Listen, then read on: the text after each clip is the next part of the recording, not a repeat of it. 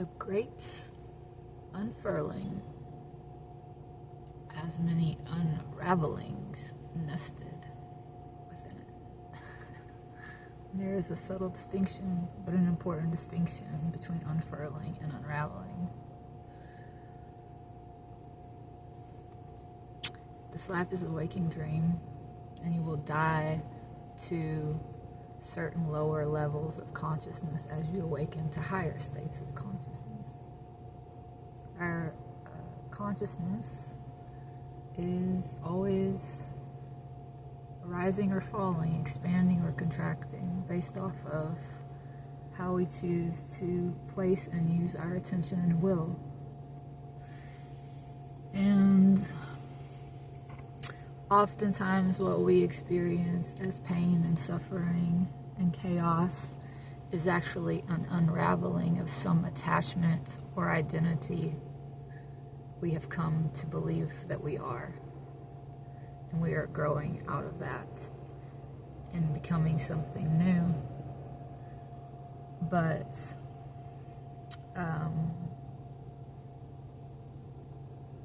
we are nested within our expanded self are those other versions of our lower selves. Like, I still have little children inside of me. I still can fall into old neural pathways and old ways of thinking and being if I'm not careful, if I don't stay disciplined, if I don't meditate, if I don't exercise, if I indulge certain sense-seeking pleasures.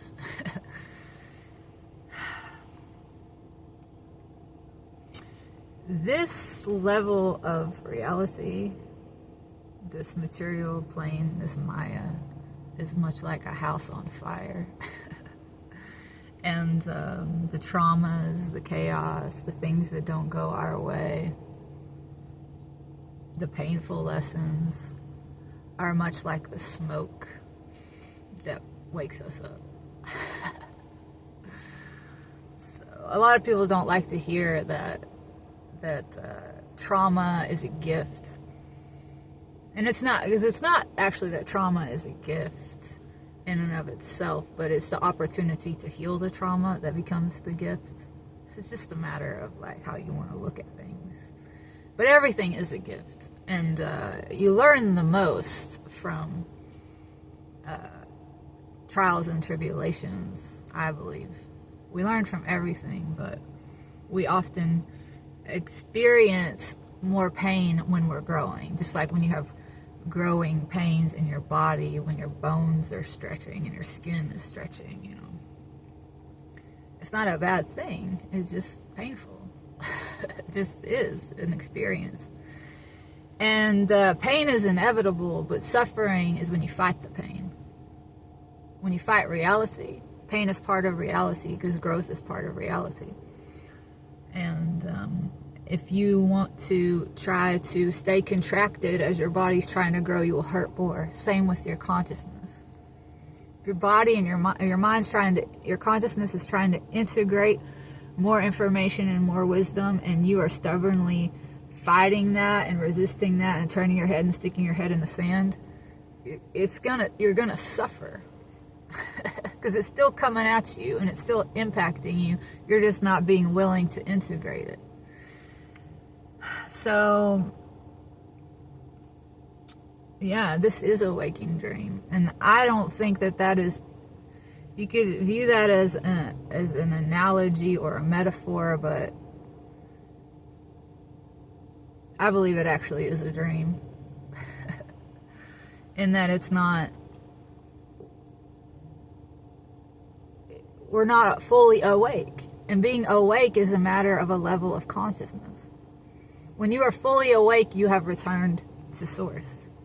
You are one with God consciousnness. You would know everything. You would be omniscient. You would be returned to God. So, yes, many unravelings in the unfurling of your awakening, of your blossoming. You know, when a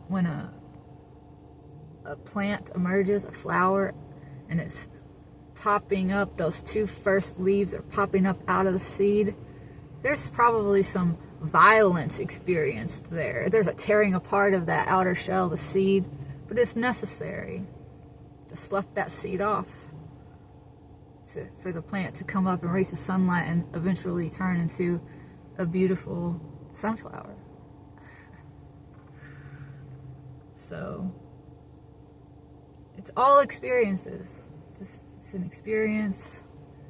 Death, pain, all the hard stuff. Fighting it makes it worse. But that's how we wake up. If you're having a real juicy dream, everything is just like you're cuddled up in bed and it's toasty and warm, and you're dreaming about frolicking through a meadow full of wildflowers and the sun is kissing your face, you're not gonna want to wake up from that dream. You know, but if you start having a nightmare, traumas start happening, you might scream and wake yourself up. It's like that.